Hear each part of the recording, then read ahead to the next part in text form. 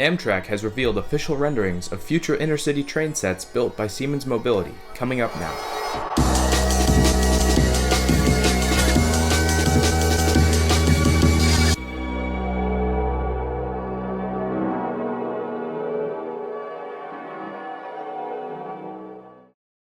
Originally ordered last year, these so-called Airo trains consist of a Siemens charger locomotive, Siemens venture cars, and a cab car to allow for easy turnarounds.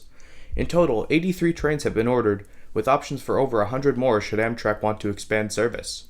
This massive order is split into 3 smaller orders, those being the Pacific Northwest trains, the Northeast Corridor trains, and the Upstate New York trains. Beginning with the Pacific Northwest trains, starting in 2024, Amtrak will take delivery of 8 Airo trains for use on the Cascades corridor between Eugene, Oregon and Vancouver, British Columbia.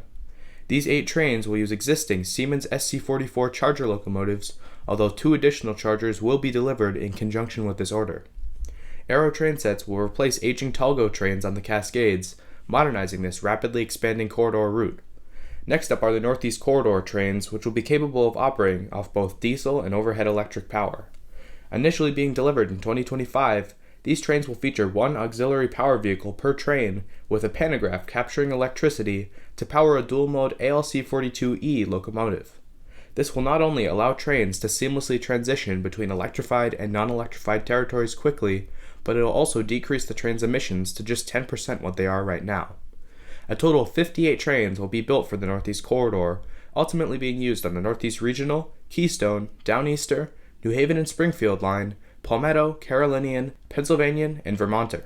Finally, in 2029, 17 trains will be built for the state of New York, being capable of switching between diesel and battery electric power.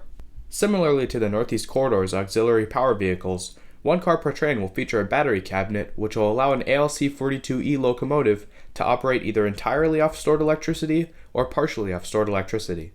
These 17 trains will be used on the Ethan Allen Express, Adirondack, Empire Service, and Maple Leaf. As mentioned earlier, all trains in this order will be powered by a Siemens charger locomotive, which Amtrak currently uses on countless different routes. These locomotives adhere to the EPA's strict Tier 4 diesel emissions standards, have a top speed of 125 miles per hour, and feature state-of-the-art technology. The proven charger platform, in addition to the new dual-power technology, will once again cut down on carbon emissions by more than 90%. On the other side of these trains, cab cars will decrease train turnarounds, allowing for additional trains to be added to the schedule. Amtrak predicts that this change will allow for an additional 1.5 million annual passengers to ride their trains. Speaking of passengers, let's talk about how much their experience will be improved. These new trains will replace some equipment as old as 50 years old, not only giving trains a more modern feel, but also decreasing equipment-related delays. Airo trains will feature larger windows, better seats, modern interiors, digital signage, and added accessibility. So without further ado, let's take a gander at these renderings. Here's what basic Amtrak Airo cab cars will look like. As you can see, they have the car body of a Siemens venture car, with the nose and cab of a Siemens ALC-42 charger. Adorned in the sharp Phase 7 paint scheme, these trains will give Amtrak a fresh new look. If you look closely towards the back of the train, you can see the pantograph on the auxiliary power vehicle and the ALC-42E locomotive, which looks pretty much identical to a diesel-only ALC-42 engine. Other than that, this train set looks pretty similar to the original less detailed concept art from a year ago. From the side, this train has a very European look, with a streamlined cab car that resembles a locomotive.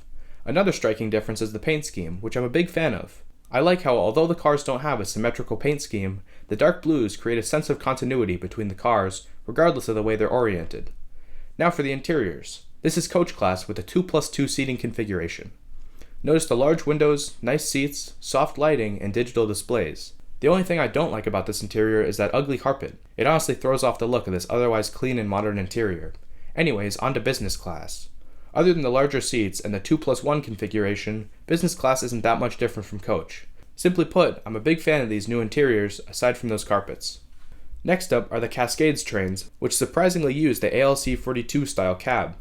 While this would make perfect sense in the context of this equipment order, it does annoy me a little bit that the cab cars won't match the existing Cascades locomotives, which have a slightly different nose. When I originally made a video predicting what these trains would look like, I thought the Cascades would get cab cars to match their locomotives. Anyways, aside from a different paint scheme and interior color palette, the Cascades Airos aren't too different from the mainline Amtrak ones. Overall, these new trains are very promising. Not only will existing passengers be impressed by the new interiors, but they'll bring Amtrak's brand image into the modern era, attracting additional passengers. So when can we expect to see these new trains? Well, right now, the first car shells are being constructed at the Siemens Mobility Factory in California, so not for a few years. The first trains will be delivered in 2024, entering service on the Cascades in 2026. Over the next 5 years, a massive fleet of more than 80 trains will be delivered across Amtrak's system, with over 40% of their entire fleet being replaced by Airo trains by 2031. Until then, we can only look forward to what's ahead. With brand new long-distance locomotives being phased into service, new high-speed trains set to debut in less than a year, commitments to achieve net zero emissions by 2045, and now state-of-the-art Airo trains on the way, if one thing is clear, it's that Amtrak is in for a lot of change over the next decade.